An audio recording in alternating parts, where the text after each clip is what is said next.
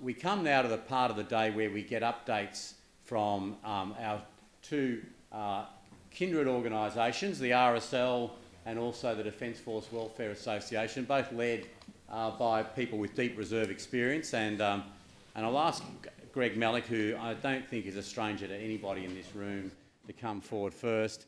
Greg, 42 years of experience in defence, promoted to Major General about 52. Promoted to Major General 12 years ago, though, that's right, isn't it? Yes. No, the last 12 years. The last 12 years. And of course has led a predecessor organisation to the current Reserves and Cadet Support Division, and also led the defence effort in the centenary of Anzac period between 14 and 18. So, Greg, an update on the RSL. Thanks. Thanks, Mike. For those of you who aren't aware, there's some late-breaking news in that the CSIRO have decided to no longer use rats for experiments. They're going to use lawyers instead. There are three reasons. They don't become as attached to lawyers. Secondly, there are more lawyers than rats. And thirdly, there are some things that rats just won't do. As a lawyer, I'm allowed to do that. Look, before I get onto the RSL, I've been very heartened by today's discussion. So I joined this organisation in 1993 or 94 or something like that, and been to so many conferences. The presentation, especially from Doug and Dave, really heartened me. As a quick bit of history, in 1999, when I was a senior reserve officer on land headquarters, I almost physically came to blows with the Chief of Staff and the Colonel Operations, who insisted on stripping individual resources out of the reserve and cherry picking. And I fought and eventually got approval from the Land Commander to deploy reserve and capability bricks. And that's not that long ago. And then when I was a brigade commander, I sat there having Peter Lay as Chief of Army lecture us saying he was sick of spending so much money on the reserve and getting no capability. I had an argument with him about it. I lost, of course, until 6 weeks later he rang me up and said, I've been thinking about what you're saying. I want you to come and work for me as DG Res Army. It was a measure of the man that he admitted that he was probably wrong, and then not long after he started boasting about how much capability he was getting out of the reserve for a fraction of the cost with permanent forces.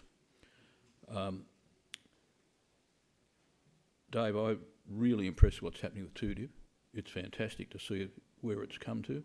I mean, the last time 2DIV was a deployable headquarters in 1997, and you've really taken it several levels beyond where we thought it could go a few years ago.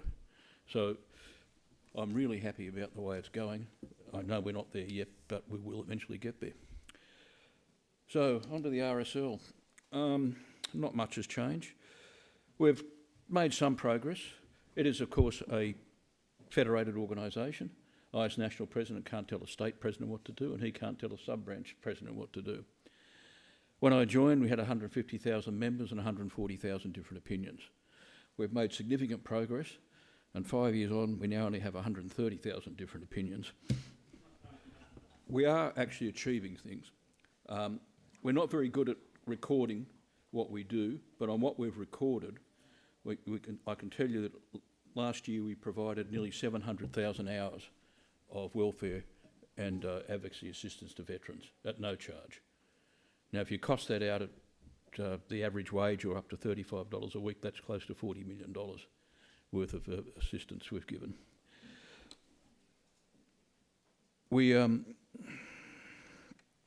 I made several significant submissions to the Royal Commission. I got very frustrated because I went to the Royal Commission 3 times saying I want to give evidence. Our members expect me to get up there and give evidence and be cross-examined. And the Royal Commission's response was they agreed with everything we put in our submissions, they had no questions for us, which was a bit frustrating, but we'll see where we go. I am a bit disappointed because I'm getting vibes from the government circles that one of our major recommendations is that we should have a permanent commission to veteran suicide to implement the recommendations, and I'm getting a feel that there may not be the appetite in government to fund it. I don't know if anyone's got any more up-to-date information than me, but at the moment that's where we're looking at. We've been looking at trying to establish a peak body. The government is sick of having any one of 3,500 veterans organisations come to them ask for funding. There is so much overlapping, confusion, duplication. It's very frustrating. It's frustrating for us. It's frustrating for government. The UK has a very good model in COBSIO. I've been speaking several times now with Nick Pope, Sir Nick Pope, who's a retired Lieutenant General, and he chairs their similar organisation. And our government's indicating to me they would be very happy to have one organisation trying to pool approaches for veterans' welfare and not have to deal with separate entities left, right and centre. The model we're sort of proposing is a bit like the UN Security Council, where you'd have a few permanent members, the RSL, Legacy and perhaps DFW or ADSO would be a permanent member, and the other organisations rotate through. It is ridiculous. We have, as I said, over 3,500 organisations advocating on behalf of veterans. Some of the organisations might be two people who go out and raise $200,000 and the first $140,000 goes on wages. And they say they're providing a service that nobody else can provide when in fact Legacy, RSL and other organisations, particularly Legacy and RSL, have been providing those services for over 100 years. We're far from perfect, I know that. We are an ageing demographic, although we've now got to the stage where the only two states or territories that don't have current veterans as their president are Victoria and the ACT. Every other state has a board substantially of current veterans, which is contrary to the image that's out there about the RSL. We're not very good at promoting ourselves. I urge you to look at the website. There's a fair bit of information on it. We've concerned about the effect of the way in which we got out of the Middle East, especially the farce of getting out of Afghanistan, and the effect that's had on people.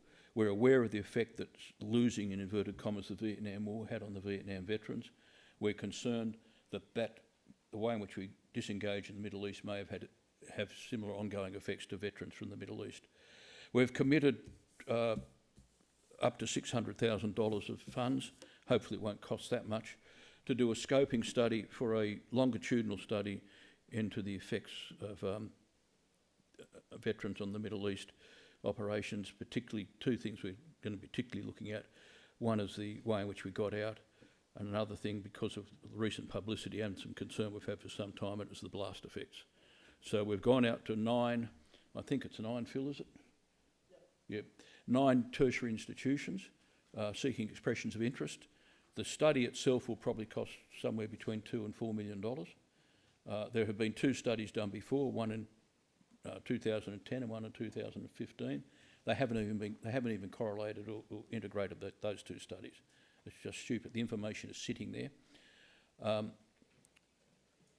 We want to do it, at least get the study up and running, because a lot of veterans don't trust DVA, and I've got to say DVA have really come on in leaps and bounds in the last couple of years, and I think I'd like to see a lot of that trust being rebuilt. There is a problem. A lot of the information that's out there in the public from, when I say a noisy minority, a significant minority compared to the overall number of veterans, and that's what's led to an unfortunate perception of the public that all veterans are broken, and that aspect's been dealt with today before. Most veterans are not broken, and they're very employable. So we'll see how we go with this Middle Eastern study. We're still waiting on the tenders to come in and the suggestions of what they think they can do and how much it's going to cost. We also hope that will make younger veterans realise the RSL does care about them. And we certainly do care about them, but there is a perception out there we're a whole lot of old buggers, and having somebody my age as head of the RSL doesn't help. I certainly hope when I finish this job in 12 months' time that there is a significant pool of younger people having a go. The only problem we've got is it's not a paid position and it's about 35 hours a week. So it's all right if you're a barrister and self-employed and can carry the losses, but it makes life a bit difficult for other people. We are interested in soft diplomacy in the Pacific. We have a sub-branch in Port Moresby. We have 2 sub-branches in the Philippines, and we're looking at doing some veterans welfare work in Fiji. That's the discussions we're going on with the government at the moment. and once again, we want to lead it, and the government's quite happy for us to lead it because it is going to be soft diplomacy. And we're going to build that into the RSL Active program, which is, you have an Invictus, which is really fairly narrow and limited, whereas RSL Active has several thousand people involved, getting people out there into the community, sporting events, and working with other people to overcome their difficulties. We have instituted the Defence Committee, which is a very significant committee, very powerful. It's headed by Peter Lay. It has several retired two-star officers, Navy, Air Force, and civilians. We have the former RSM Army on it. We have a man called John Powers who's quite interesting. He's ex-Black Ops US who is married to a Black Hawk pilot, or she's a former Black Hawk pilot, and he was Nikki Haley's security advisor before he decided to come and live in Australia. So if you get on our website, have a look at some of the stuff that's been written. I can recommend it. I'm not biased. But Peter Lay's done a very good job in marshalling this talent, and we're trying to get government to listen to us. We're very concerned about the imbalance that's in defence spending. That's why I asked the question this morning of Matt Thistlethwaite. In my view, the nuclear program should be separate from defence. It should be funded as a demand-driven funding, and defence goes back to its budget-driven funding to keep the other capability and balance it. We're very concerned about the lack of the government's attitude to nuclear. We believe that we should be looking at nuclear power, but at the very least we should be looking at establishing a nuclear capability, a nuclear industry capability. Otherwise we're not going to be able to do provide the necessary backup to the submarines if and when we get them.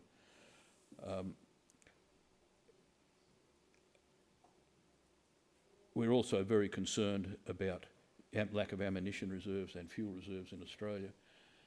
And it gets a bit of a problem when the government has a company that is ready to start making and manufacturing ammunition in Australia, and they hold off giving them a contract because an audit report noted the company gave a couple of senior defence officers bottles of champagne. And despite the fact the senior officers declared the champagne, and it was all done above board, the government sort of saying, well, they're placing the moral dimension above the practical dimension. That is, we need somebody to make 155 ammunition in Australia and not try to get it from the United States. We'll get there. We'll keep agitating. I would encourage people to look out for your mates and your associates once the Royal Commission report comes down, and also when the trials start in relation to the Brereton inquiry. There's going to be quite a bit of upheaval, I think.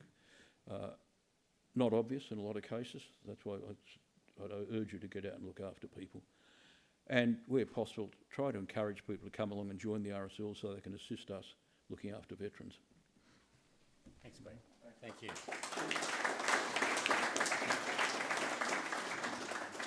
Time for a couple of questions if there are any. Yes. Just one point. Graham? Hello, everybody. I had a fair bit to do in the early stages. Well, National Commissioner through the DRA. I was under the impression when the Royal Commission was enacted, part of it from the government was that that after the Royal Commission concluded, the National Commissioner would take over and then run it, because she's a judge, run it as a court to make sure some of the things actually were enacted. Is that how it is? No.